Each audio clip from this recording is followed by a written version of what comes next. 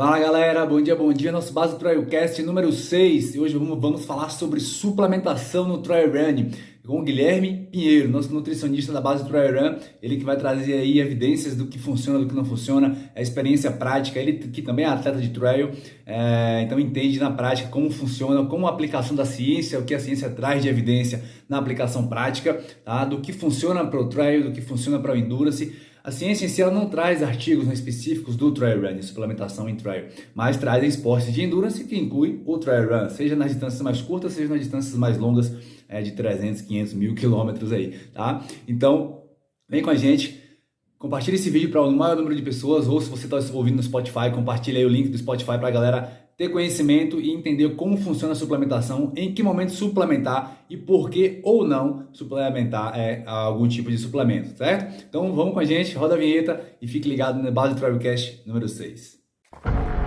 Base Trailcast, porque base, se você não tem, vem com a gente. Bota a base e vem comigo. Boa noite. Fala, grande Guilherme. Beleza, irmão? Beleza, Pérez. Você? Muito boa. Maravilha. Então, né, velho? Satisfação tá te vendo ao vivo. A gente só se conhece aí pelo Instagram e pelo WhatsApp. Apesar de eu estava em Uberlândia, acho que foi essa viagem que conectou a gente, né? Lá com o Guilherme de Agostinho. E aí, estamos discutindo muita coisa sobre o trail, né? E nossa ideia é justamente produzir o máximo de conhecimento que a gente puder aí compartilhar, né?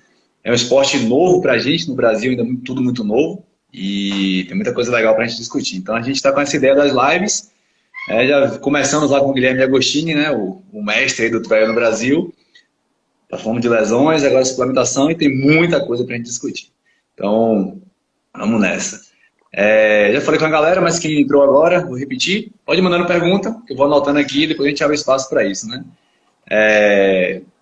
Então, vou me apresentar, né, para a sua audiência que está seguindo a gente aí, que talvez não me conheça ainda. Então, eu sou Péricles Maia, diretor da Base Trail Run, sou formado em Educação Física, bacharel licenciado, trabalho com treinamento de montanha já há mais de 5 anos, né, para Trail Run. Tinha um foco mais no mountain bike, e no cross triathlon, e hoje estou com um foco muito mais na corrida de trilha, né, na corrida de montanha.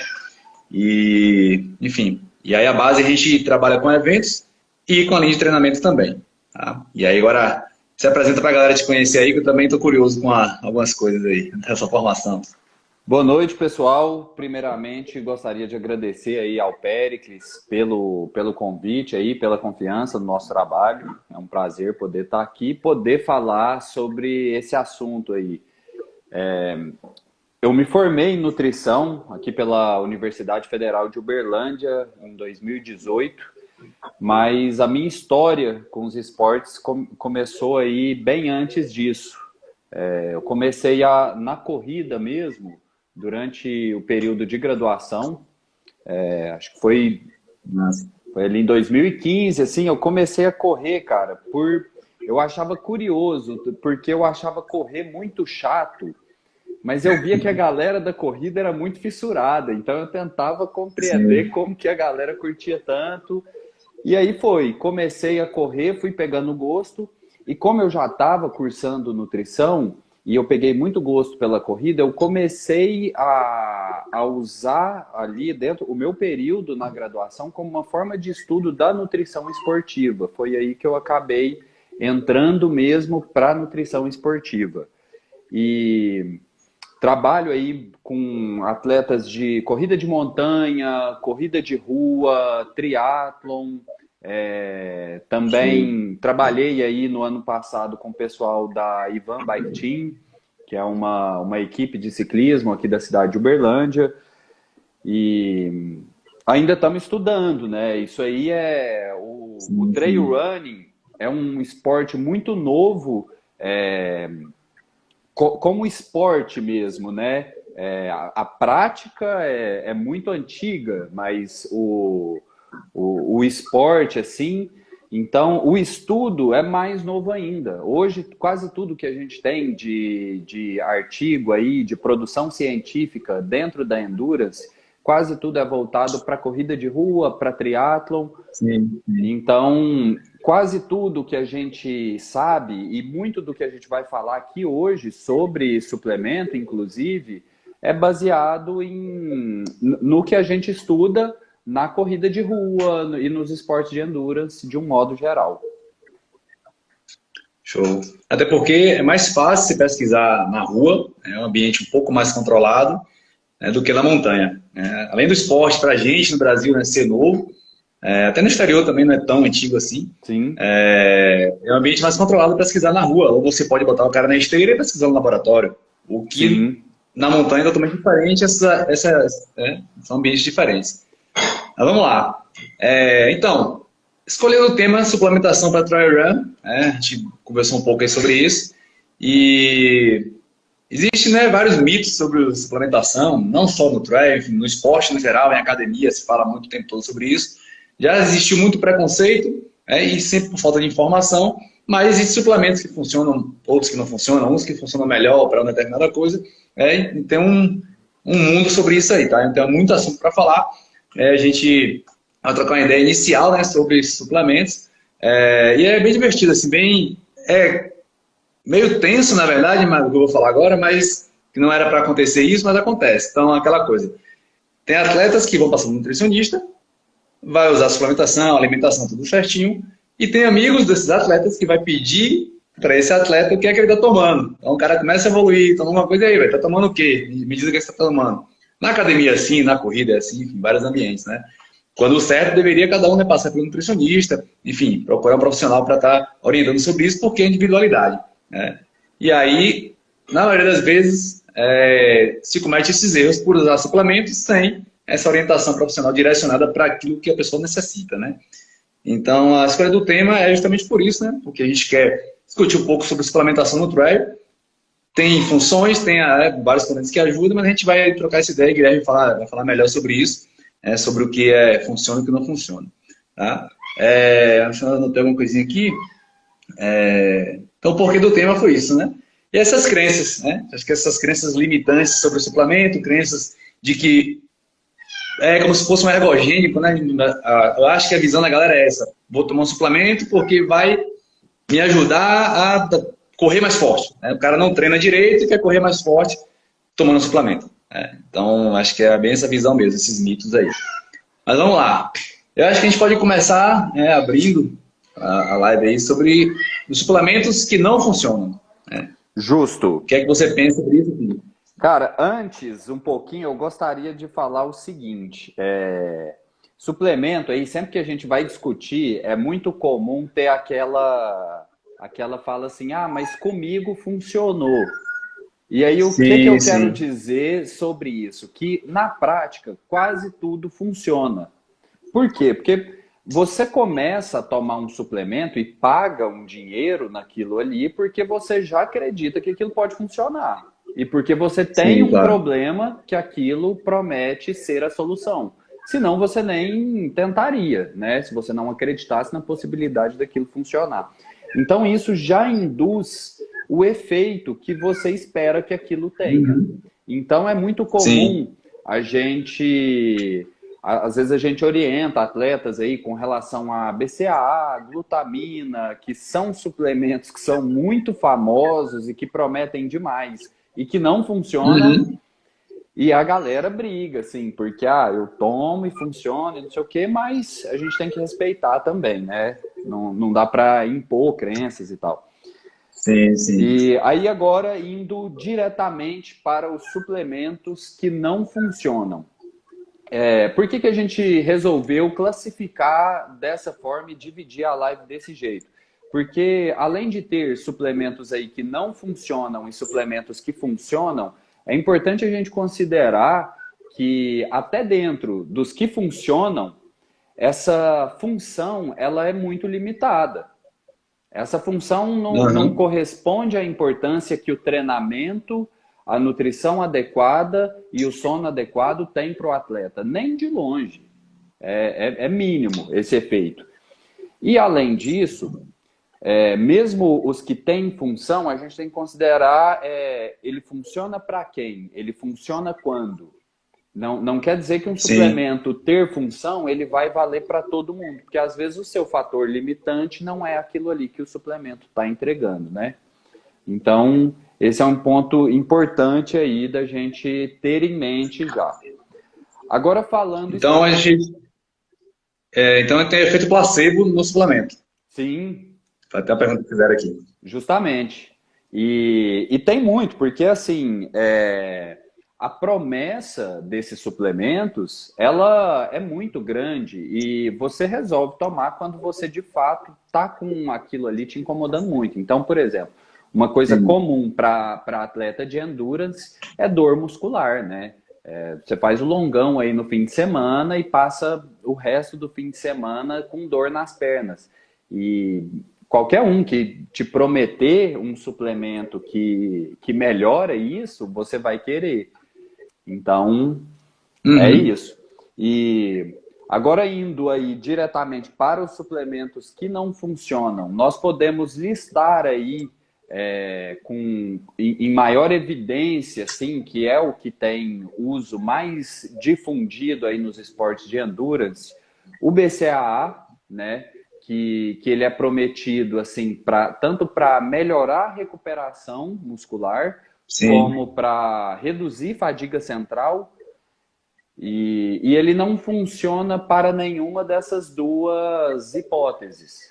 Para nenhum dos dois, ele. Eu lembro que quando eu comecei no mountain bike, a galera tomava muito BCAA e Aham, tinha aquela pilha de 2 antes, 2 durante, 2 depois. sim, sim. Depois que eu entrei na área, fui estudar educação física, tive essa outra a nutricionista, Uhum. né? Me acompanharam, que eu fui entender o que realmente funcionava ou não. Sim, o BCAA, ele até hoje, assim, já deu uma reduzida aí do hype dele, mas ainda é um tanto quanto popular, assim. Sim, sim. Outro que. Aí, ó, alguém perguntou aí se o ZMA também não serve para nada. Não. Suplemento, gente, infelizmente, é o seguinte: a grande maioria não funciona. É triste, mas é isso. Aí, outro assim, que é muito usado é a glutamina, né?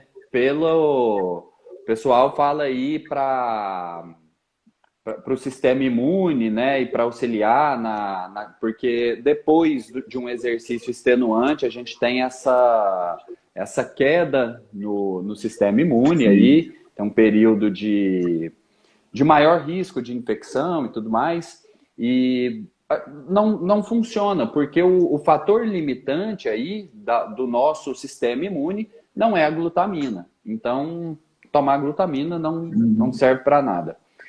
E outro que está muito em alta, se alguém toma aí, pode falar, a gente não vai julgar, pode compartilhar a experiência aí, é a palatinose. A Eu tenho aqui. palatinose está em alta demais. Você vai nas corridas, nas competições de mountain bike, a palatinose, hoje ela é a queridinha da galera. E Eu comprei por curiosidade, nunca tinha sim. tomado. Eu falei, vou comprar para testar. Tanto que acho que eu tomei nem metade do vaso, enfim, usei 2, 3 vezes só. E na verdade, assim, o caso da palatinose não é nem que ela não funciona. Ela é um carboidrato igual qualquer outro. Então, Sim. ali de fato tem um carboidrato, ela vai fazer o efeito de um carboidrato qualquer. Essa é a questão. Uhum. Só que ela é vendida a 10 vezes o valor de uma maltodextrina, por exemplo. Então, Sim, sim. é um valor que não compensa. E, e aí a gente acaba caindo naquela coisa, né? Você precisa ali de alguma coisa antes do exercício, então pode consumir aí uma maltodextrina, que vai dar na mesma coisa. Ou então comida mesmo, né? Pão, batata, macarrão, Aham. enfim, o que for da preferência do atleta. E Eu aí, acho que na minha visão, só uma questão, na minha visão, o que eu entendo sobre a palatinose, o que eu ouvi falar, eu já li alguma coisa, é que ela tem uma absorção mais lenta. Confirma uhum, isso? sim, sim, de fato. Então, liberaria de mais lentamente na corrente sanguínea e tal. Mas foi o que eu penso. Se for uma corrida curta, por exemplo, né, de até 21 quilômetros aí, dependendo da prova, você vai fazer ela mais rápido. Se for mais plano, vai ser bem rápido, né? 1 hora e meia, aí, Uhum. enfim, que seja. Eu vou precisar de carboidratos mais rápidos, não de carboidratos de absorção lenta. Tô certo? Pensamento? Sim, mas também não vai fazer diferença. nesse contexto. Isso não vai induzir nenhuma diferença, nem para mais, nem para menos. Porque o que acontece é o seguinte aí, apesar de haver esse efeito da palatinose, dela ser absorvida mais lentamente, o que a gente sabe, aí através dos estudos, é que a velocidade de absorção do carboidrato só afeta o substrato que a gente usa mais. Se a gente vai usar mais gordura ou mais carboidrato durante esse exercício. E aí, ainda dá para pensar, pô, mas se eu usar mais gordura e menos carboidrato, isso vai melhorar meu rendimento, porque eu vou poupar glicogênio muscular. Só que nos estudos, a gente não observa diferença entre os grupos. Quer dizer, o resultado final não muda. O resultado final dos atletas que usaram tanto palatinose quanto um carboidrato simples. Então, não faz diferença nenhuma. E o outro motivo aí dela ser utilizada é durante a prática, né? O pessoal usa muito, às vezes bota ali na garrafinha, na bike, leva, e não vale a pena. Durante, o ideal é um carboidrato de rápida absorção, porque quanto menos tempo esse carboidrato, com quanto menos tempo ele for absorvido, melhor para você, porque ele não vai ficar chacoalhando ali na barriga, né? E isso a gente sabe que não é bom. Na corrida isso é horrível. Na bike ainda dá para segurar a onda um pouco, mas na corrida não tem como. Justamente, essa é uma particularidade muito grande, né, da corrida com relação a outros esportes. No esporte em geral, a gente já tem uma chance muito grande de ter desconforto gastrointestinal. E aí, na corrida, a gente, além de ter o fator atividade física, tem o balanço. O fato de você ficar ali balançando o tempo inteiro, isso complica demais essa absorção e digestão aí dos nutrientes. E é aí que acaba entrando muita utilidade de suplemento pro atleta de endurance. E aí, seja na corrida de rua ou na corrida de montanha, a grande utilidade aí dos suplementos é a questão da praticidade, da conveniência. A maioria dos suplementos aí que funcionam não é por ter um efeito específico que a gente não encontra nos alimentos, mas por oferecer praticidade e conveniência num contexto de dificuldade logística, né? Você está num lugar mais inacessível, com menos... Às vezes você não vai ter uma cozinha ali, né? Você vai estar numa barraca, enfim. Então, esse é um ponto. Eu estava ouvindo um podcast hoje justamente sobre suplementação, né, de forma geral no esporte, também para endurance, na verdade. E aí o pessoal falando, né, não lembro agora o nome da profissional, e ela falando que uma coisa bem legal, que a gente toma suplemento, e a gente, no geral, atletas, né, e fica esperando sentir alguma coisa. E você não vai sentir nada, a não ser que você tome betalanina, que vai ter um efeito colateral do arrepio na pele. Mas você não vai sentir nada. Todo suplemento tem uma ação, essa ação ela é em nível fisiológico, você não vai sentir como se tomasse um shot de alguma coisa e fosse ficar loucão, uma droga, como por exemplo. Então você não vai sentir isso. A creatina, você tem um uso constante ali, você vai perceber uma diferença na melhora da performance com o tempo de uso. Enfim, e mesmo os que têm uma ação mais aguda, como a cafeína provavelmente, você não vai sentir nada no seu corpo de bom, vai explodir o corpo. Né? Tem essa questão aí. No caso da cafeína, se tomar demais, dá pra sentir um efeito meio estranho. Eu já senti. Eu senti o efeito adverso dela, por conta de 400 miligramas que eu tomei, né? Não sabia nada sobre isso, e tomei uma cápsula, enfim, passei mal pra caramba, foi horrível. Mas vamos lá. Você tomou já direto às 400? Tomei direto. Então, assim, acho que vale a pena falar sobre isso. Eu estava começando no triatlo, era um treino que começava às 4 da manhã, treino de sexta-feira, e esse treinador, na época, ele me deu algumas cápsulas de vitamina C, e tinha 2 cápsulas de cafeína dentro, junto. Aí ele falou, tem 2 de cafeína aí que você toma no dia do treino pesado. Eu não sabia de nada, não sabia nem qual era miligramas, tomei. Acordei, tomei, meia hora depois já fui treinar.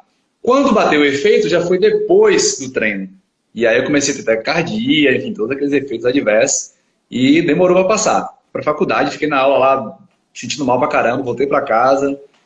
Enfim, foi uma coisa que eu não quero sentir mais, não. Pois é, e acho que agora a gente já pode ir para os suplementos que funcionam, né? Ou tem alguma pergunta antes Tem uma aí? aqui que eu anotei, você falou da leucina. Tá bem alta também suplementar a leucina, né? Que é Sim, um aminoácido isolado, né? isso.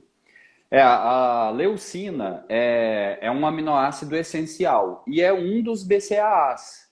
Os BCAAs são leucina, isoleucina e valina. O que é a hipótese por trás da suplementação da leucina? Ela é o aminoácido que sinaliza a síntese proteica dentro do núcleo da célula muscular.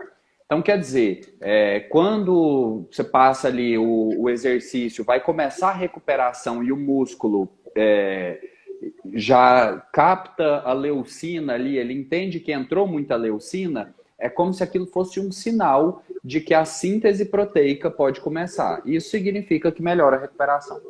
A grande questão é a Sim. seguinte, isso tem um teto. A faixa ideal aí, se a gente pensar num indivíduo de 70 quilos, é de 2 a 3 gramas de leucina. Isso é o que a gente tem numa dose de whey protein, é o que a gente tem aí em mais ou menos 800 ml de leite, 100 gramas de frango, 5 ovos, dá mais ou menos essa dose. E é muito mais eficaz para a síntese proteica e para a recuperação muscular a ingestão de alimentos. Sim, sim. Comer comida, proteína e carboidrato. Então, e aí você comer comida e carboidrato e ainda dar leucina não vai adiantar mais nada, porque tem um limite. Sim. Já tá no limite. Então, Então, na maioria das vezes vai ser isso, né?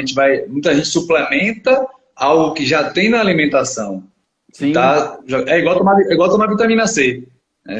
A dosagem é muito pequena que a gente precisa. Se você tomar muita vitamina C, tá indo pro lixo, tá indo pro xixi. e É pode até dar basicamente isso. problema, né? Sim, sim, é E aí hipervitaminose. tem o caso da hipervitaminose, e aí tem uma outra questão que é até às vezes preocupação de muitos corredores, que é por conta da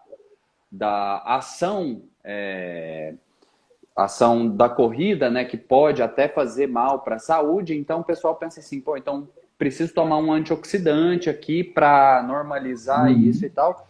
Só que a questão é que se você já come bem aí, vitaminas, minerais aí, já Sim, dentro dos vegetais, bastante fruta.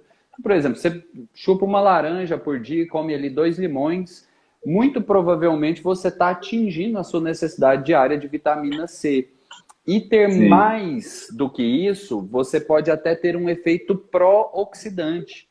O excesso de antioxidante pode levar a um efeito pró-oxidante e também pode acabar reduzindo a adaptação positiva ao treinamento. Aham, Então, não vale sim. a pena de jeito nenhum. Um outro dado legal, né, pegando o gancho da leucina, é que os aminoácidos eles não trabalham também isolados, sozinhos no corpo. Enfim, é integrativo, né? Então, um precisa do Sim, outro, na célula um sinaliza, o outro faz outra função. Então, essa integração, por isso que está tudo já dentro da proteína, né? Digamos assim. Não é o isolado que vai fazer o efeito esperado, assim. Show. exatamente. Acho que a gente pode passar para os que funcionam, né? Que é a Bora. maior curiosidade agora. Sim. Teve Então, até um, suplementos que funcionam.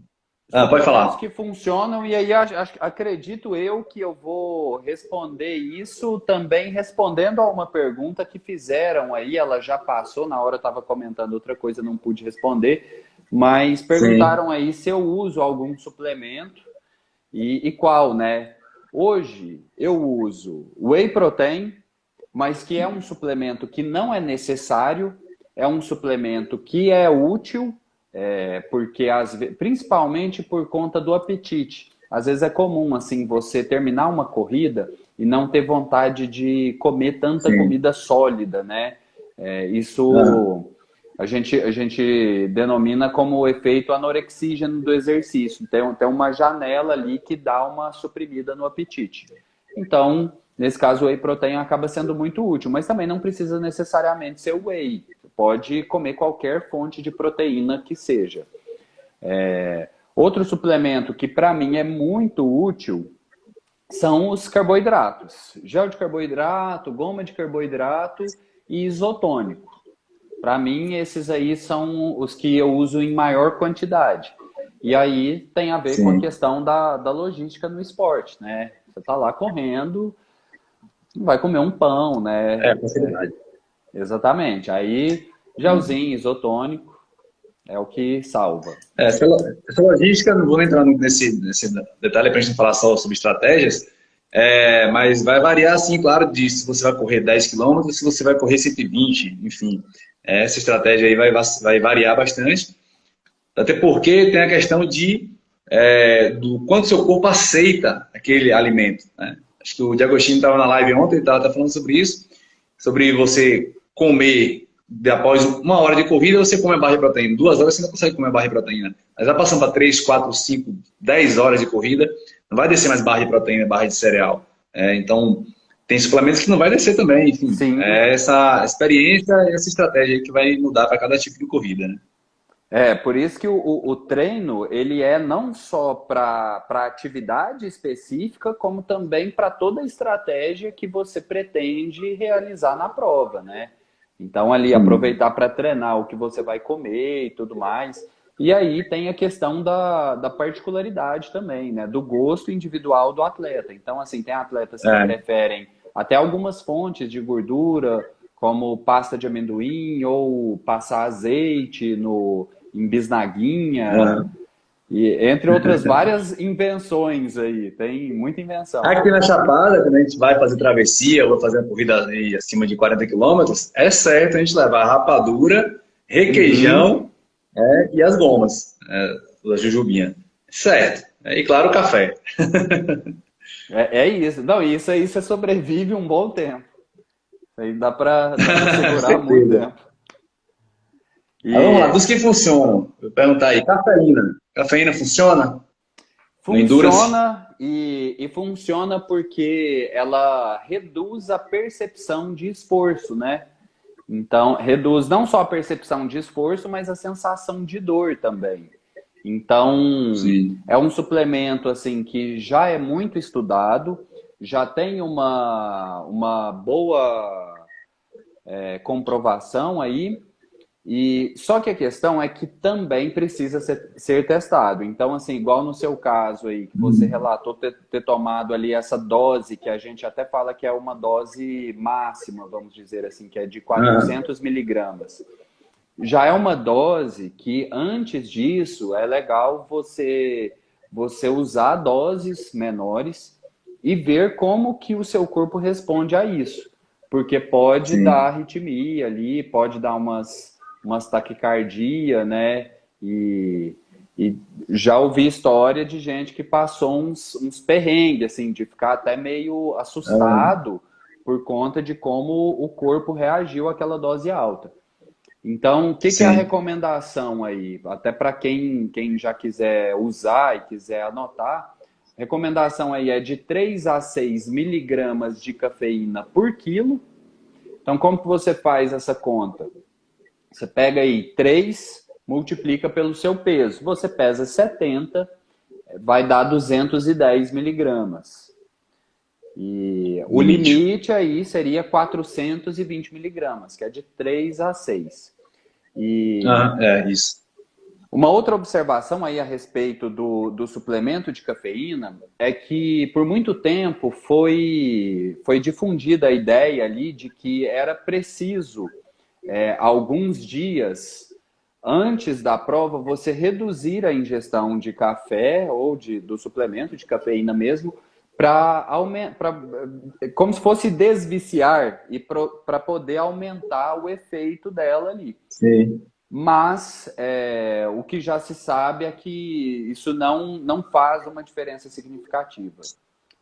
E, além disso, também pode ser um fator de estresse, né? Para o atleta ali, num período pré-prova, se ele está acostumado a sempre tomar um café, e que, para quem toma café, normalmente gosta muito, então, Aí você Sim. vai falar pro cara ali, o cara já tá pilhado ali, viajando e coisa, e ainda tem que parar de tomar café. É maluquice. É uma pergunta. Eu, no caso, dou uma prova longa, né? 100 quilômetros. O atleta é acostumado a tomar cafeína. Então, vale a pena ele suplementar essa cafeína se ele tiver acesso, se ele tiver na mochila, ou uma dose de café, se for o caso, no meio da corrida, tem um efeito aí, digamos, ergogênico, né, para dar uma levantada no atleta? Sim, vale a pena. Vale a pena. Pode tomar ali a partir de 2 horas de duração, né, da prova. Ele pode tomar mais doses ali, tipo doses moderadas, assim, tipo Sim, 200 sim. miligramas. Porque é importante a gente compreender também quanto tempo esse atleta vai passar correndo e quanto de cafeína ele pretende tomar ali no total. Porque senão, às vezes, sei lá, o cara já está meio fadigado ali, e aí ele pensa assim, se eu tomar uma cápsula, melhora. Então, se eu tomar duas, melhora Sim. ainda mais. Mas não é assim, né? E aí pode dar um rebote. Sim. Boa, vamos lá. Whey Protein, você falou um pouquinho sobre o Whey Protein aí. Eu faço uso do Whey Protein pela facilidade e praticidade também. Por exemplo, eu acordo e às vezes vou dar aula na academia às 6 da manhã e prefiro dormir um pouco mais, não tomar café. Então, eu acordo, tomo água e aí, né, como alguma fruta rapidinho, uma banana e tomo a dose de Whey Protein e vou. Uhum. Quando for 8 horas, né, eu tomo meu café da manhã. Então, é a praticidade que eu tenho. Já se mostrou, né, sobre os benefícios do Whey Protein, mas fala um pouquinho sobre ele aí no uso, tanto durante o dia a dia, né, para o treinamento, quanto possivelmente durante uma prova, por exemplo. Cara, durante uma prova, não há necessidade, porque a gente não tem a necessidade do consumo de proteína durante uma prova ali, até mesmo em provas de ultra endurance. A não ser que aí se a gente for falar assim de ultra endurance ali, provas de 24 horas, 48 horas, Sim. aí talvez seja interessante esse atleta suplementar o whey protein. Mas, no geral, a maior utilidade do whey protein aí é no dia a dia mesmo. Uhum. E aí, um fator que é importante a gente levar em conta é que, assim, antigamente, acreditava-se muito na janela de oportunidade, né? E também, Sim, lembro também disso. conhecida como janela anabólica. Só que hoje já se mostrou mais importante o volume absoluto de proteína no dia, o volume total. Então, não faz muita diferença para o resultado final ali, em questão de ganho muscular, a Uhum. quantidade de proteína que você come imediatamente após o treino. Então, o povo tinha muito, assim, aquela pira de já terminar de malhar e já pegar a shakeira logo, bater o whey, porque senão ia perder a Tomar janela de o whey. oportunidade. E Então, isso na verdade, é melhor suplementar carboidrato pós-treino, né? Logo.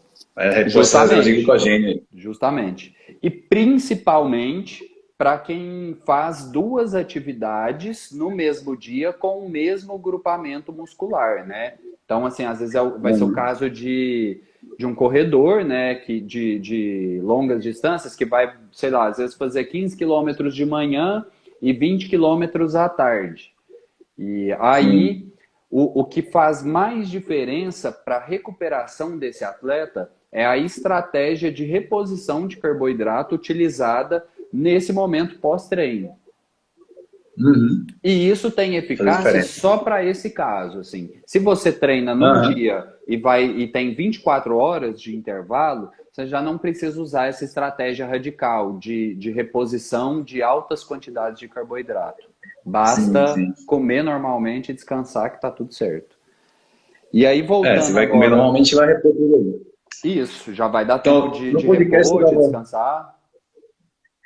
eu estava ouvindo o podcast hoje que eu falei, e aí eles trouxeram o caso de um atleta de mountain bike, da Audax, é, na Copa do Mundo agora aqui no Brasil, lá no Rio de Janeiro, né? Que ele competiu. No relato dele no Instagram, ele quebrou durante a prova. Né? 30 minutos de prova no XCO, ele quebrou. E quebrou por falta de energia mesmo. Então, é um cara que é profissional, tem todo um acompanhamento da equipe e quebrou por falta de energia.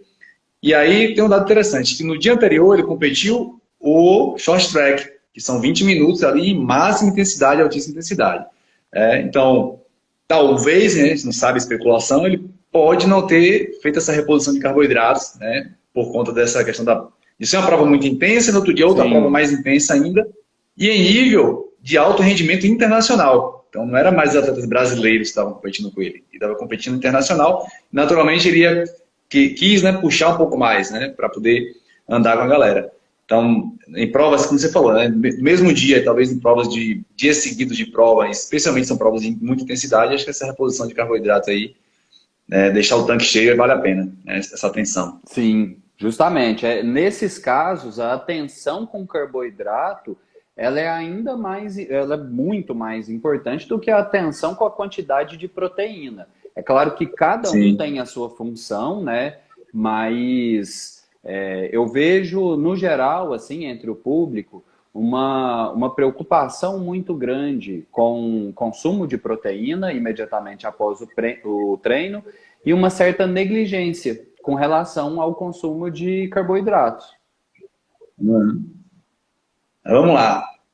Um super interessante. A ciência já mostrou muita eficácia, mas vamos falar a visão desse suplemento no Endurance, tá? Especialmente na corrida de montanha. Creatina. Creatina. Cara, esse aí é o queridinho da galera hoje, né? E é um suplemento que, de fato, tem uma comprovação aí de eficácia e é um suplemento muito falado hoje.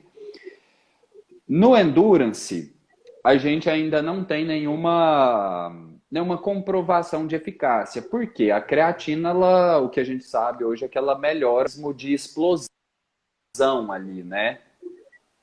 Sim. Então, exercícios rápidos e explosivos. Para isso, ela tem eficácia comprovada. Então, assim, salto em distância, salto com vara, 100 metros rasos, né? Esse tipo de exercício. Sim, sim.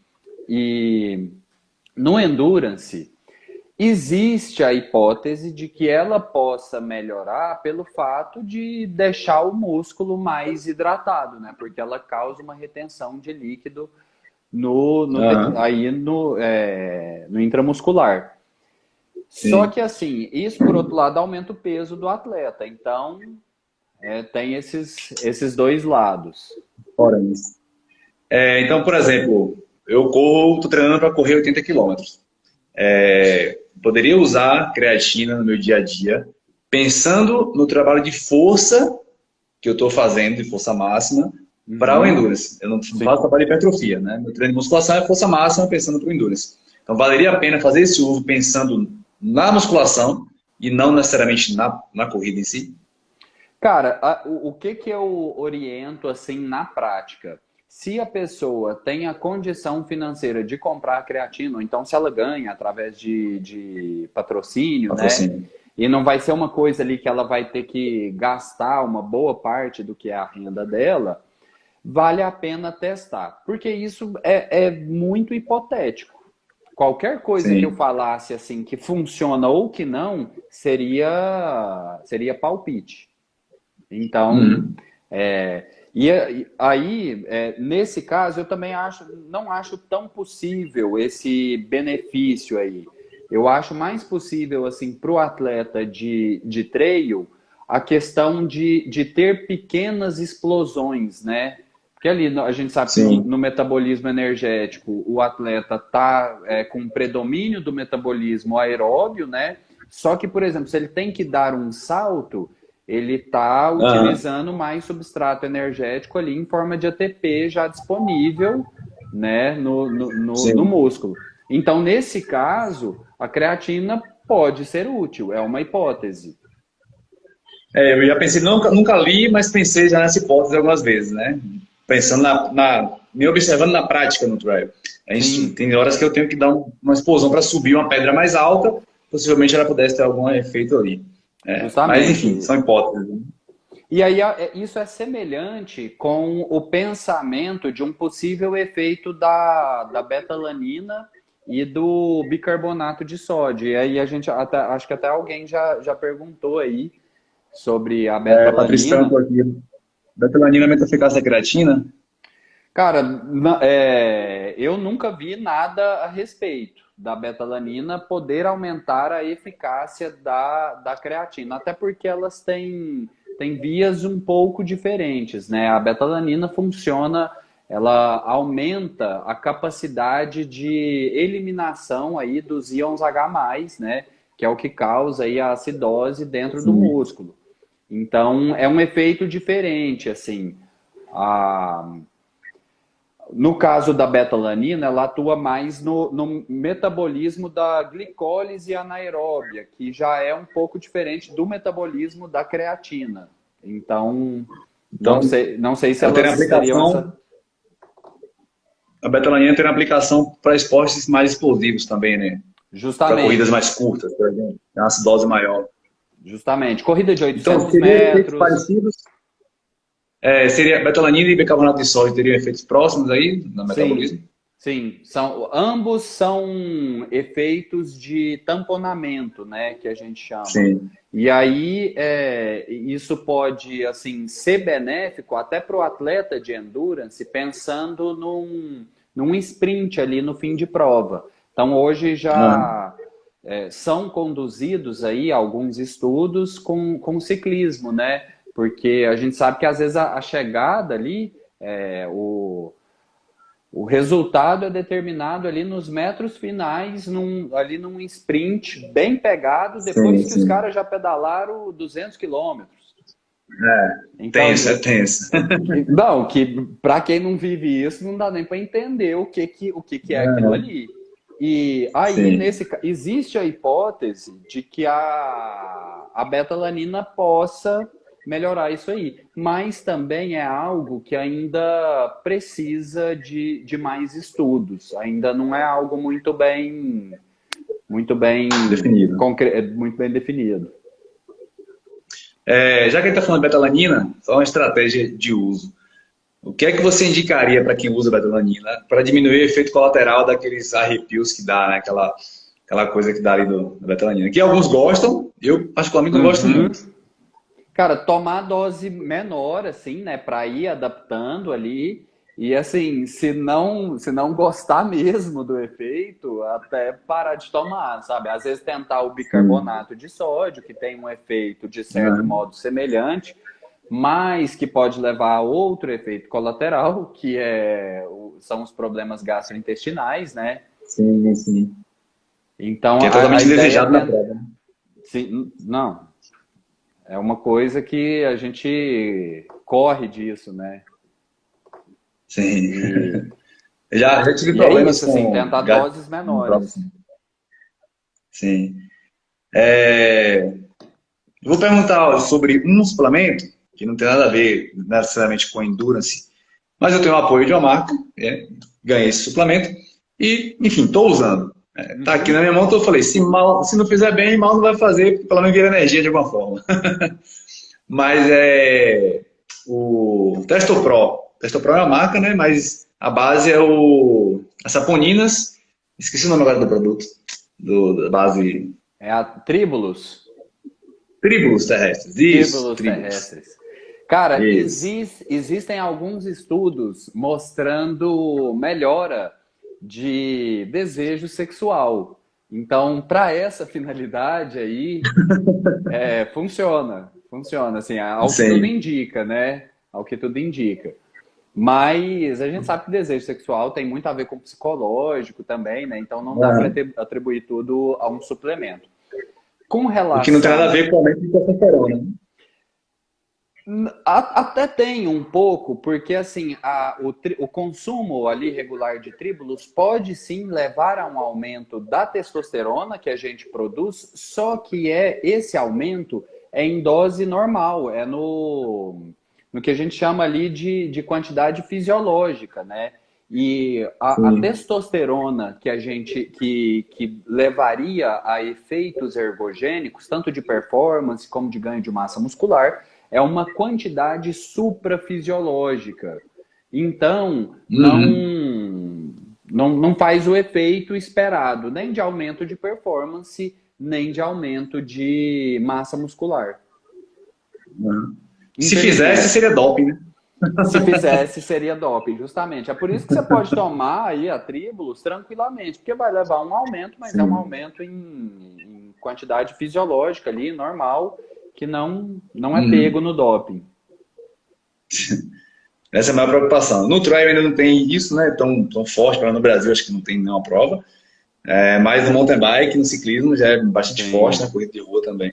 Inclusive saiu lista agora atualizada de novos atletas que foram banidos aí por conta do doping.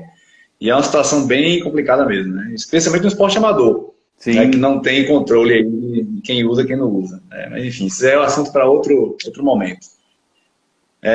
Dos suplementos que eu anotei, fechou minha lista aqui. Se você tiver mais algum para comentar, dos que funcionam, que vale a pena, manda bala. Eu acho interessante a gente falar aqui agora do ômega 3. O ômega 3 é do óleo de peixe, né? É um tipo de gordura essencial, é um óleo essencial, a gente não produz ele através de outras fontes. E o que acontece aí com o ômega 3 é que a gente tende a ter um baixo consumo através da alimentação. A gente já sabe que o ômega 3 tem eficácia para redução de triglicérides, né? Então, já é um suplemento, de certa forma, muito bem difundido. E existem hipóteses de que ele possa levar um efeito protetor, né, no sistema cardiovascular.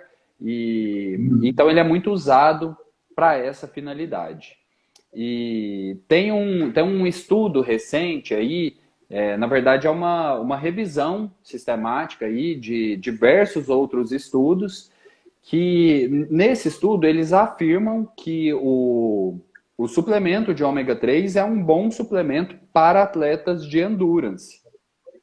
Eles Sim. afirmam o seguinte, nesse estudo aí, que é bom para proteção cardiovascular, melhora da recuperação muscular, melhora do humor, da cognição, e entre outras coisas. Só que aí cabe uma grande ressalva. Esses estudos aí que eles analisaram não foram estudos muito bons, sabe? Então é uma coisa assim que a gente precisa estudar melhor aí sobre esse suplemento, principalmente no contexto de endurance. E aí é algo que leva muito tempo mesmo, não tem jeito. Uhum. Mas é um suplemento que vale a pena ser tomado assim, caso seja acessível para você.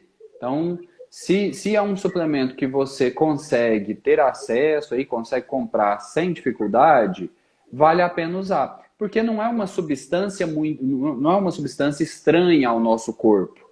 Não é igual a Sim. creatina, que no passado acreditava-se que era igual bomba. O povo já tomava uma dose de creatina esperando ficar forte ali na hora. Então, assim, o ômega Tomava como 3 pré-treino, tranquilo. né? É.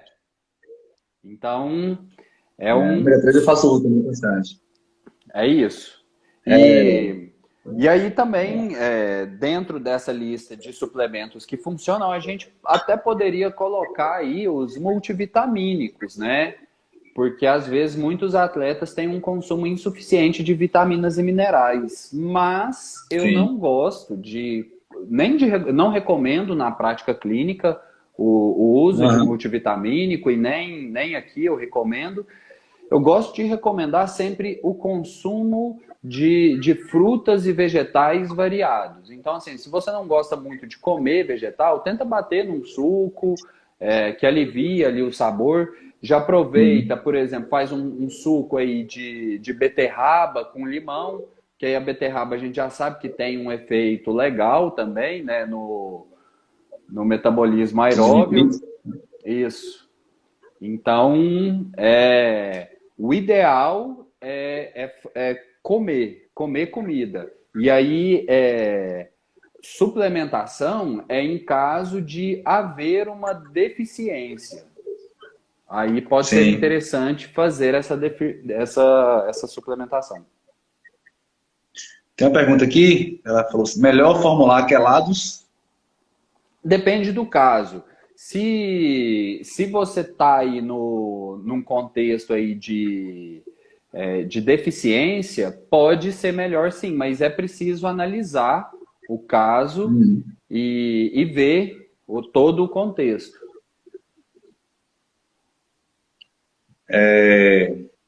Pela sua experiência, quanto nutricionista e quanto corredor também, fechando o suplemento ali para a gente só amarrar aqui a coisa, o que é que você indica quanto suplementos, digamos, é difícil dizer o mais importante, mas que tenham uma eficácia e seja realmente essencial usar no dia a dia para endurance. E aí eu vou falar endurance especialmente para quem corre provas acima de 20 quilômetros, enfim, que seja realmente provas acima de 2 horas, né? Certo. Cara, é uma pergunta difícil, assim, porque, de fato, não tem nada que seja, assim, tipo, indispensável. Mais um suplemento que é muito... Talvez o que seja mais comum entre todos os atletas seja o isotônico. Pelo fato... E aí, quem está acompanhando o perfil da base aí há um tempo já está ligado que não tem a relação direta, né, entre o consumo de isotônico e cãibra. Né? A hora que deu cãibra ali, não adianta tomar isotônico, que não vai resolver. Mas o isotônico ainda assim é importante durante ali o exercício físico, porque também tem a reposição de carboidrato. Então, assim, no geral, acredito que esse seja o mais usado, assim, e talvez o mais prático. Perfeito, perfeito.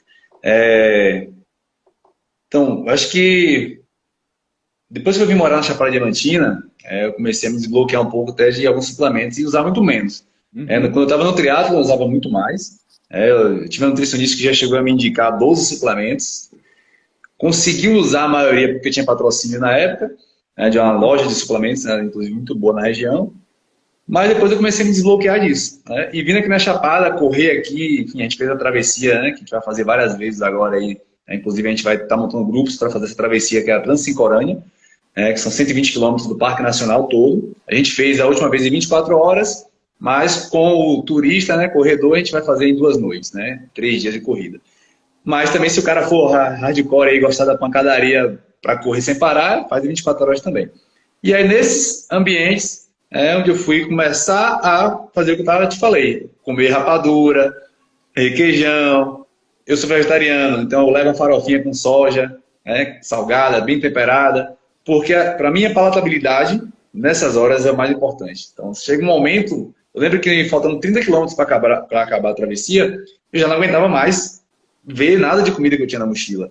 E hora que eu levei coisas que eu gosto. Sim. Mas eu já estava Então, assim, para não ter uma baixa aí de carboidrato, eu comecei a chupar a rapadura. Né? Só botar na boca ali e ficar rolando na boca mesmo. Eu não conseguia nem engolir direito, né? Eu estava pensando na Coca-Cola. Mas como é que acha Coca-Cola dentro da serra? A casa mais próxima está a uns 30 quilômetros de distância. Então, essa perspectiva, né? A suplementação, pensando agora em prova, especificamente no dia da prova ou durante uma travessia como essa, eu acho que vai por essa questão da palatabilidade, dessa praticidade, né? Porque não tem como você comer, eu não comeria uma barrinha de cereal nesse momento de forma alguma. Não ia descer, era capaz de vomitar. Porque realmente... E aí eu acho que faz a diferença, aí falando na prática profissional, você como nutricionista, ser também atleta, tanto de mountain bike quanto de corrida em trilha, né, de corrida de montanha, porque você tem essa prática, você sente, né, além de ter o conhecimento científico, né, do que a ciência diz, mostra que funciona ou não, você sabe o que funciona com você e como funciona com você. Na hora de você prescrever, isso faz uma diferença grande. Né? Sim, porque a gente está entendendo ali o que o atleta sente de fato e como que é isso. Porque, às vezes, um atleta que nunca viveu uma experiência semelhante, de não conseguir nem engolir ali uma coisa que, em outro contexto, ele até gosta do sabor, talvez o profissional ia pensar, pô, mas isso aí é frescura sua, né? Você já tá aguentando a dor, então aguenta engolir aquilo ali também, mas, cara, é impossível. Não vai. Não vai. Trava mesmo. Então, tem essa importância aí. E você comentou uma coisa muito interessante aí, que foi essa coisa de só colocar a rapadura na boca e deixar ela rolando ali Sim. E isso é algo, talvez uma das coisas mais recentes e promissoras aí na nutrição esportiva, aí na ciência, que é a descoberta de que a gente tem receptores na mucosa bucal aí, né? Receptores de carboidrato. Então, uma recomendação prática é que quando o atleta já não consegue mais tomar gel ou qualquer outra fonte alimentar aí de carboidrato, é só colocar na boca e jogar fora. O simples fato de colocar na boca e jogar fora, fazer um bochecho e jogar fora, já induz um efeito positivo, porque essa mucosa manda uma sinalização para o cérebro que é como se você soubesse que você vai receber seu salário amanhã, e aí você já começa a gastar, porque você sabe que você vai receber. É a mesma coisa essa coisa do carboidrato. O corpo entende que você está consumindo energia, então pode gastar mais. Então, nesse caso, não é absorção, você vai ter só sinalização. Você vai ter só essa sinalização, você está enganando o seu corpo. É isso mesmo. Porque o nosso desempenho é regulado também pelo cérebro, né? Conforme a gente vai cansando ali, o corpo começa a entender, pô, eu tô entrando numa zona perigosa aqui, eu tô ficando sem energia, isso pode me levar à morte. Sim. Porque o corpo não sabe que você tá fazendo aquilo ali porque você gosta, né? Ele acha que às vezes você tá fugindo de um predador, você tá... Então, o corpo, ele emite essa sinalização de redução da performance conforme a sua reserva de energia reduz muito. Então, fazer esse bochecho, você engana essa sinalização, você está emitindo uma sinalização na direção contrária, de que está entrando energia, então pode correr mais. Acho que talvez tenha feito diferença, né? Nessa travessia, ter feito isso aí. Eu fiz sem saber, né, disso, realmente, mas realmente deu uma melhorada, né, na performance ali. O que limitou foi um fator que não tem nada a ver com nutrição, que foram as bolhas. Um fator limitante forte nas ultras. Nossa. Mas a gente correu 24 horas com o pé molhado, né? Enfim. Correu 3 km no seco, o resto com o pé molhado em cima dos gerais. Então chegou realmente, o pé estava muito feio de bolhas. A gente nem aguentava correr mais, estava andando, parecendo um zumbi já, né? 24 horas sem dormir, ligado direto. E aí tem uma outra coisa interessante que me alertou aqui agora. Provas longas de 24 horas ou mais, tem a questão do sono, que vai interferir nessa nutrição também. Fala um pouco sobre isso, sobre a questão do sono em provas longas. O que pode... A cafeína, por exemplo, talvez poderia melhorar essa questão, para o atleta conseguir correr mais tempo ali segurando o sono. Atleta de aventura, né, de provas longas de 3, 4, 5 dias passa por isso. Cara, isso aí é uma coisa assim que ainda a gente sabe muito pouco disso, porque quase tudo que se sabe é baseado na prática ali e suposição assim desses atletas, né? A gente sabe que a importância do sono, ela é... Voltei, né? Tô online aí? Tá normal. Só que isso depende muito da logística da prova. Então, assim, e depende muito de como o atleta tá ali nessa questão da pilha da prova, né? Então, assim, para alguém que está numa prova em estágio, é difícil, às vezes, você conseguir descansar de fato. E isso tem uma grande influência na sua recuperação. Claro. Numa travessia ali, por exemplo, você está fazendo uma travessia turística. Não existe essa pressão, né? Então, às vezes até pode haver uma certa ansiedade ali por conta de conseguir ou não, mas, assim, a pressão da competição, ela faz diferença demais. Então, assim, tem muita gente que não consegue dormir antes da prova, por exemplo. E a gente sabe que uma única noite mal dormida já pode reduzir o rendimento do atleta. Demais, né? Então, agora... A gente teve um problema com isso aqui. Tive um problema com isso com a equipe de corrida de aventura. A gente montou uma equipe para correr uma prova local aqui na Chapada mesmo. E aí o nosso capitão, Ficou muito ansioso na pré-prova, a gente pegou o mapa já à tarde, a gente passou a noite estudando o mapa, teve que entregar a bike ainda durante a madrugada e ele só conseguiu dormir 1 hora da noite. Nossa! A gente tinha a vantagem de conhecer todo o percurso, a gente olhou o mapa, a gente já sabia onde estava mais ou menos cada PC, sem ter que navegar muito. A gente desistiu da prova porque ele passou muito mal, coisa de ansiedade, falta de sono, e aí veio a questão do esforço, que a gente estava fazendo bastante força. Enfim, um mix de coisas aí, né? Talvez a má suplementação e a má nutrição ali no processo. Inclusive, ele tomou um estimulante, né? Algum pré-treino estimulante durante a prova, depois de 2 horas de prova, ele tomou esse estimulante. Talvez isso tenha desencadeado, né? Algum efeito adverso também. Então, essas coisas tem que ponderar certinho aí. A prática no dia a dia, testar nos treinamentos, faz uma diferença enorme. Assim como testar a velocidade que você corre, na subida, na descida, no plano, no intervalo, enfim. Estratégias de prova com relação à parte biomecânica e fisiológica, com relação à performance. Testar o que você vai comer, que você vai suplementar, faz toda a diferença. Né? Treina para isso. Né? Total, é tudo isso, né? Até a meia que você vai correr é uma coisa que você já treina junto com ela. Você vai fazer o longão, então vai com a meia que você pretende usar na sua prova. E usa a mesma marca de suplemento, o mesmo sabor, porque com tudo isso você reduz o risco de imprevistos. Então, sobre imprevisto, não é a questão da suplementação em si, mas eu tenho um atleta de mountain bike, que eu treino ele já há quase 7 anos, e a penúltima prova que ele competiu agora, ele desistiu da prova, passou mal no meio da prova, né? Não conseguiu segurar a onda porque dor de barriga, né? Teve um desconforto gástrico por conta de pizza. E eu falei, mas por que você for comer pizza logo na pré-prova? Deixa pra comer pizza no pós-prova, quando chegar em casa, um rolê, enfim.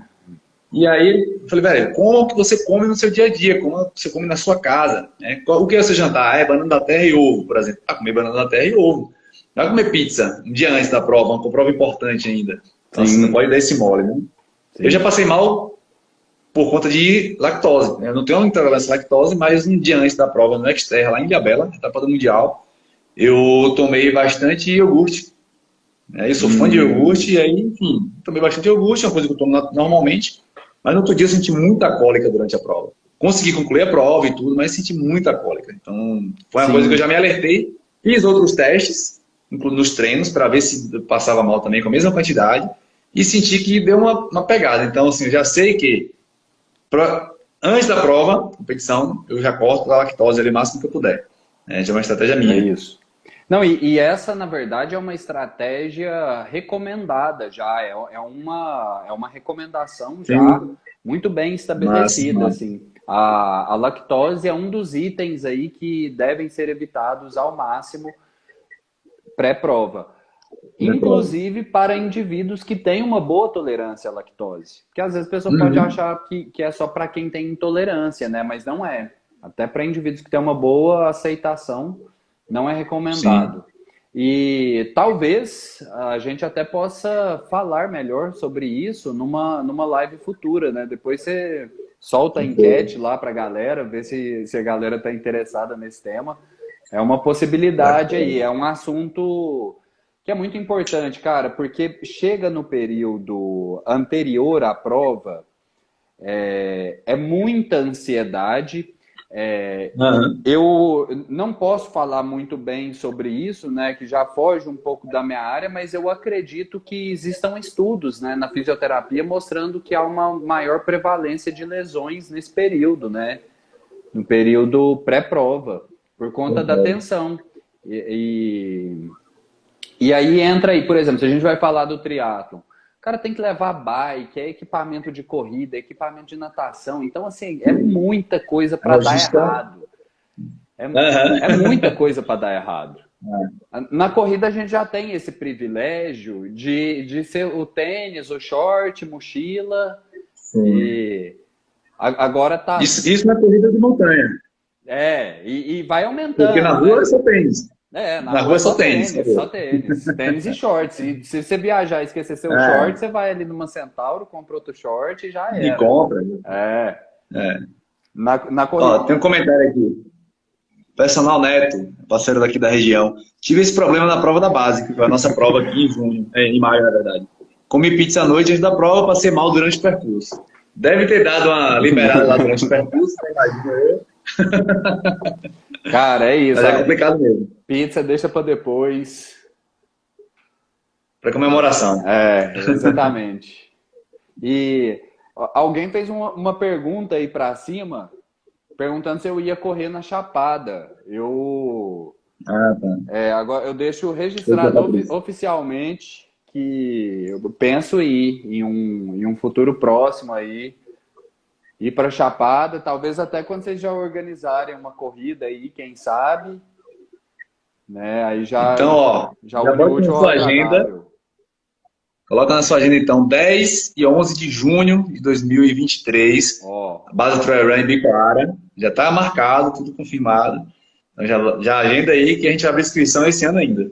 Legal, legal. E já tem distância já estabelecida? Já é a mesma prova desse ano. A gente tem a distância de 15, 35 e 60 quilômetros, nossa outra.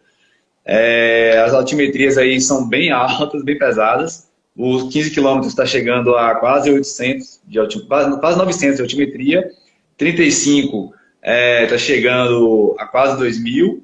E o 60 chega a 2.400. E aí não é só altimetria. Essa altimetria ela é distribuída em vários trechos. Então não é só como a missão. A missão, o 35 é uma subida total, sobe muito e depois desce muito. Aqui a gente tem vários trechos, sobe e desce, e muita pedra. Então, assim, acaba que a questão técnica da prova com relação ao terreno que se corre é bem técnica, bem pesada. Sim.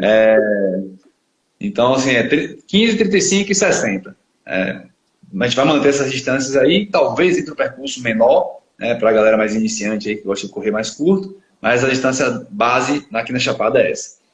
E a gente vai ter a travessia, vamos ter uma travessia em novembro, final de novembro, que é essa travessia da Transincorânea.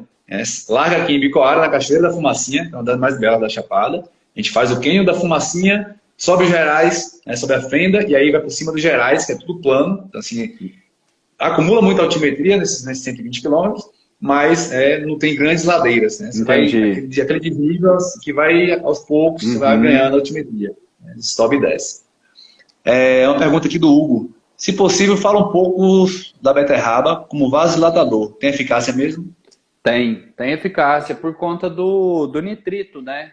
Então, o nitrito gera esse efeito aí ali nos vasos sanguíneos. E isso melhora tanto na questão da vasodilatação, como também para a questão da eficiência mitocondrial. Que a mitocôndria é a nossa usina de energia, né? Onde a gente quebra gordura e transforma essa gordura em energia para ser usada pelo músculo. A beterraba também atua nisso, além de atuar na melhor distribuição do oxigênio pela circulação. O quanto de beterraba eu deveria usar? Todo dia um copo, pré-treino? Muito. O problema é esse. Aí tem gente que às vezes pensa assim, mas por que o suco? O suco é por conta da quantidade. A recomendação aí é de mais ou menos 400 a 600 gramas de beterraba por dia. Então, pensa para comer essa quantidade de beterraba. E aí a estratégia que tem é fazer o suco. E tem gente que não gosta de jeito nenhum, né? Minha namorada já comentou aí, eu faço suco aqui, eu tomo, ela não suporta. E Você aí, não usa a estratégia de misturar com um cítrico? Com limão, com laranja? Cara, eu uso. Eu já usei eu usava muito com laranja e testei com ela, não deu certo, ela não gostou com laranja. Aí testei esses dias, cara, testei uma receita que inclusive vou passar aqui porque ficou muito boa. Ficou muito boa mesmo. Beterraba com gengibre, pode colocar um tanto bom de gengibre. 2 limões espremidos lá e mel. Ficou assim, ó, sensacional. Perfeito. E eu achei que ela ia gostar, nem assim ela gostou. Não teve jeito. Não tem jeito com beterraba. Não tem jeito. Uma curiosidade. Uma curiosidade sobre a beterraba. Quando em 2015 eu comecei a ter acompanhamento nutricional no triatlon, a primeira nutricionista que me acompanhou, eu já tomava suco de beterraba, né, com pré-treino e tal, e ela me indicava tomar, às vezes, com a fibra, sem coar. vale a pena fazer isso? Para mim era horrível tomar com a fibra porque a garganta, né, não descia legal. Mas eu tomava, às vezes comia uma colher da fibra e tomava o suco Sim. coado, né? Cara, não vale a pena por dois principais motivos. Talvez as pessoas possam pensar que vale a pena por você aumentar o seu consumo de fibra, né? Porque aí você vê o tanto de fibra que você está jogando fora e pensa, nossa, eu poderia estar consumindo isso. Seria vantajoso para a saúde? Para a saúde até que sim, mas para a performance não. Porque a gente sabe que o consumo de fibra no momento anterior ao exercício aumenta muito o risco de desconforto gastrointestinal. Então, não vale a pena. E além disso, entra também a questão de que no suco já sai o que a gente precisa. Sim. Então, a fibra ali, ela só tá atrapalhando. Então, eu tomei de vacilo. Mas isso aí é aprendizado também, né? Isso foi lá em 2015.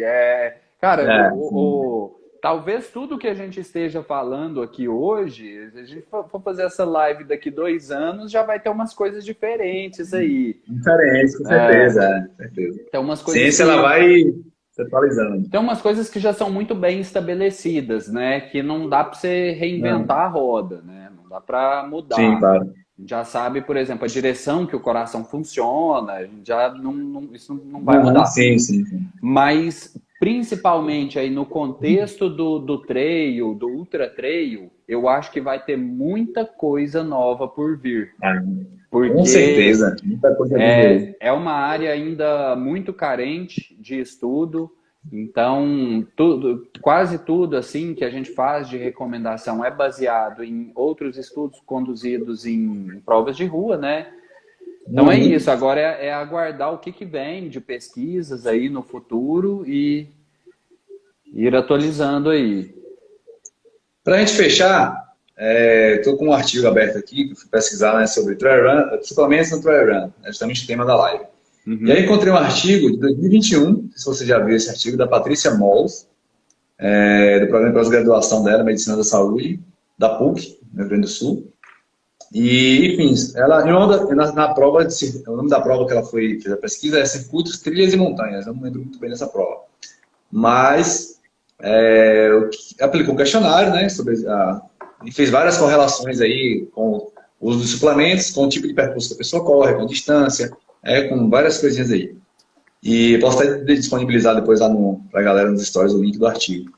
E aí ela percebeu aqui que a prevalência do uso de suplementos alimentares pelos corredores de trail running foi de 37,1%, que não se associou com o percurso escolhido. Dos corredores avaliados, 61,3% relataram receber orientação de nutricionista, sem diferir significativamente com o percurso escolhido também. E não foram encontradas diferenças significativas entre as motivações para o uso dos suplementos, nem para as categorias de suplementos com percurso escolhido. Então, uma coisa básica, assim, foi um estudo pontual, uma prova, mas dá para a gente já ter alguns direcionamentos aí, né, sobre a suplementação no Brasil, né? Eu vou dar uma pesquisada agora, você também dá uma olhada, que já tem sobre isso, né, no mundo, né, no exterior, aí, nas grandes provas e com grandes atletas de trail run. Mas é isso, suplementação. É isso. Eu dei uma pesquisada também, vi estudos assim, de traçar correlação aí entre tempo de prova, suplemento usado, e é isso. A maioria é ali gel de carboidrato, isotônico, ainda tem muito assim, cápsula de sal, palatinose, e no ultra trail entra mais alimentos, né? Às vezes comer bolacha, comer pão, pasta de amendoim com pão. Doce de leite. Doce de leite. Geleia. Lembrei de um suplemento. Vou fazer a última pergunta para a gente fechar. Uma ex-técnica minha da Alemanha, ela trazia para mim da Alemanha um suplemento de magnésio. Parecia sorrisal, efervescente, a partir efervescente de magnésio e cálcio. Já usei bastante, hoje eu não tenho mais. Inclusive me dava um conforto gástrico muito bom. Especialmente quando eu estava muito quente, enfim, com muito desgaste já em corridas mais intensas. Vale a pena a gente suplementar magnésio e cálcio, especialmente durante o dia a dia ou durante uma prova, por exemplo. Eu poderia tomar essa pastilha durante uma prova longa, magnésio e cálcio. Cara, poder tomar você até pode. A questão é que bons isotônicos e até géis de carboidrato, gomas, já vêm com uma certa quantidade de magnésio e cálcio. Então não há necessidade de tomar esse extra. E também não há uma, como é que fala? Uma posição muito bem estabelecida com relação ao possível benefício dessas substâncias aí para a performance. Então, é algo que não que vale a pena, sabe? Sim, sim. Então, perfeito. Como eu não tenho mais, não tenho acesso a mais porque é caro, vem do exterior, já não tomo mais também. É isso. E aí já aproveita que já Perfeito. tem no isotônico e manda bala. Já era. Você falou de isotônico, e aí alguém comentou aqui em cima sobre misturar o isotônico caseiro, né? Mel, sal e suco de laranja, uma coisa assim, se não me engano. É uma possibilidade. A questão é que nisso aí você vai ter basicamente só o sódio, né? Então você não vai ter tanto dos outros eletrólitos ali, potássio, magnésio. Então você pode sim usar isso, mas eu acho que vale a pena usar um isotônico mais completo, eu diria. Sim. A pergunta foi o seguinte, eu consegui ver aqui agora. O mel, né, nesse contexto aí, substituiria a maltodextrina? Sim. Em questão de carboidrato, sim, porque tem uma composição de um certo modo semelhante. Então dá para usar, tá? A questão é, às vezes, a logística, né, do mel, que pode ser mais complicada, né, do que a maltodextrina pelo fato dela ser em pó. O fato dela ser em pó facilita muito. Mas em questão nutricional, pode ser usado sim. Perfeito. Então acho que o assunto não esgota, né? Acho que fechamos aí a ideia do que funciona e do que não funciona. Para mim foi bem produtivo, umas coisinhas novas aqui que eu não sabia e já fui anotando aqui também. Para já ir implementando no dia a dia. Bom demais. E vamos que vamos treinar aí. Já aproveito para fazer o convite aí, ó, para todo mundo que está presente nesse momento aí na live, para entrar aí no meu perfil, me seguir diariamente. Eu posto conteúdos relacionados aí à nutrição nos esportes de endurance. E muito obrigado a todos que assistiram e muito obrigado principalmente a você, Péricles, pelo convite. Tamo junto. Maravilha. Vamos colher bons frutos aí dessa parceria aí. É isso aí. Foi proveitoso demais. Eu indico sim a galera seguir você, porque eu também já consumo seus conteúdos. E tem muita coisa legal realmente lá. E é bem ativo. Você é muito ativo, né? Todos os dias tá lá postando e comentando, interagindo com a galera. E isso faz diferença massa, assim. Tem várias coisinhas ali que é o pulo do gato, que às vezes está num comentário que você fez e a gente pega aquele link ali e já consegue aplicar no dia a dia. É isso. Bom demais. Então, gratidão demais. Valeu toda a galera que colocou a gente aí. Tamo junto. Em breve mais lives aí pra gente discutir e crescer a ciência do trail running e evoluir como atleta e como, enfim, o mundo do trail como um todo, né? Então valeu, galera. Tamo junto. Valeu. Abraço. Valeu.